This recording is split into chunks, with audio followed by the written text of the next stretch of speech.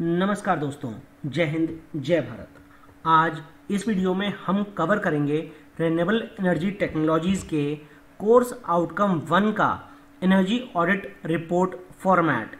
इसका भी internal assessment यानी मिड सेमेस्टर 1 थ्योरी एग्जाम में एग्जाम होना है। इस वीडियो से पुराने वाले वीडियो में हमने जाना था कि डिटेल्ड एनर्जी ऑडिट के 3 फेज होते हैं। पहला प्री ऑडिट फेज, दूसरा ऑडिट फेज और तीसरा post audit phase. Pre audit phase में कुछ एक्शंस लिए जाते हैं जैसे कि planning and organizing, walk through audit, informal interview with energy managers, production और प्लांट मैनेजर्स। स्टेप 2 होती है conduct of brief meeting awareness programs with all divisional heads and persons concern, जो कि 2 से 3 घंटे की होती है। ऑडिट फेज में प्राइमरी डाटा इकट्ठा किया जाता है, प्रोसेस फ्लो डायग्राम्स और एनर्जी यूटिलिटी डायग्राम्स पे काम किया जाता है, सर्वे और मॉनिटरिंग की जाती है और एक्सपेरिमेंट्स परफॉर्म किए जाते हैं। इसके अलावा एनर्जी यूज का एनालिसिस किया जाता है और एनर्जी कंजर्वेशन अपॉर्चुनिटीज को आइडेंटिफाई और डेवलप किया जाता है, कॉस्ट बेनिफिट एनालिसिस किया जाता है और टॉप मैनेजमेंट को रिपोर्टिंग और प्रेजेंटेशन दिखाए जाते हैं। पोस्ट ऑडिट फेज में उन सभी सजेशंस को इंप्लीमेंट किया जाता है और फॉलोअप लिया जाता है। अब इस वीडियो में आज हम जानेंगे कि किस टाइप से एनर्जी ऑडिट की रिपोर्ट बनाई जाती है। अगर एनर्जी ऑडिट की रिपोर्ट के बारे में बिल्कुल बेसिक चीज देखी जाए तो हमेशा energy audit report energy audit के बाद बनती है और उसके टेबल ऑफ कंटेंट में सबसे पहले एक्नॉलेजमेंट, फिर एग्जीक्यूटिव समरी, फिर इंट्रोडक्शन अबाउट द प्लांट जिसमें general plant details and descriptions, energy audit team के बारे में, components of production cost, major energy use and areas. Second point में production process description. Third point जो कि important point है, इसमें energy and utility system description दिए जाते हैं। इसके अंदर list of utilities, brief description of each utility like electricity, steam, water, compressed air, chilled water, cooling water, इन सबको रखा जाता है।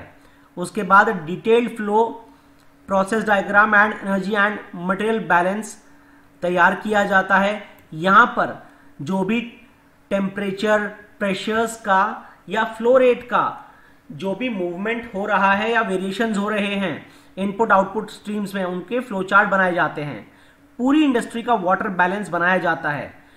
फिफ्थ पॉइंट में energy efficiency in utility and process systems के अंतर्गत specific energy consumption, boiler efficiency assessment, thermic fluid heat performance assessment, furnace efficiency analysis, cooling water system performance assessment, DG set performance, refrigeration system performance, compressed air system performance, electric motor load analysis और lighting system पे ध्यान दिया जाता है।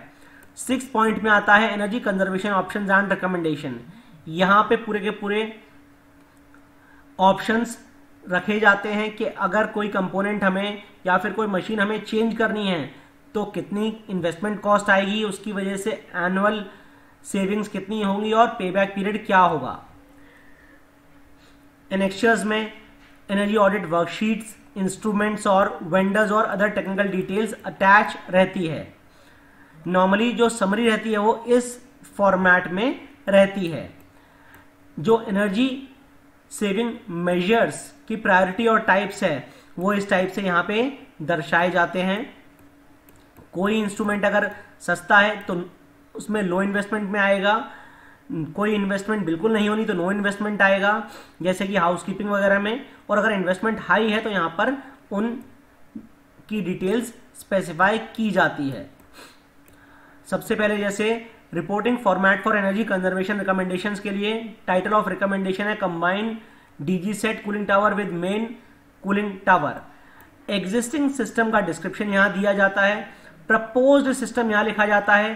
Energy saving की calculation, जैसे main cooling tower की capacity, temperature क्या चाहिए, प्रेजेंट कैपेसिटी क्या है, जो अभी करंट में टेम्परेचर अक्रॉस कूलिंग टावर्स हैं वो क्या है, percentage loading of main cooling tower, capacity of DG set, temperature across the towers और heat load kilo calorie per hour में इस टाइप से कैलकुलेट किया जाता है। उसके बाद power drawn by the DG set cooling tower, यहाँ पे नंबर ऑफ पंप्स ऑपरेट हो रही होंगी वो और उनकी rating, fans, power consumption multiplied by power factor, additional power जो रिक्वायर्ड है वो, और नेट सेविंग क्या होगी यहाँ पर दर्शाया जाता है। उसके बाद कॉस्ट बेनिफिट में एनुअल एनर्जी सेविंग और annual cost saving, total investment ये है और पेबैक पीरियड सिंपल तरीके से निकाला जाता है।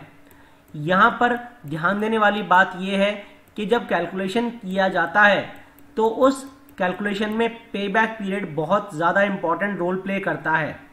पेबैक पीरियड अगर कम है तभी हम नए इक्विपमेंट्स को खरीदते हैं और उन्हें इंस्टॉल करते हैं। अगर पेबैक पीरियड बहुत ज़्यादा होता है तो उन पे अमल नहीं किया जाता है। फ्यूल कॉस्ट को भी देखना बहुत ज़्यादा इंपॉर्टेंट होता है।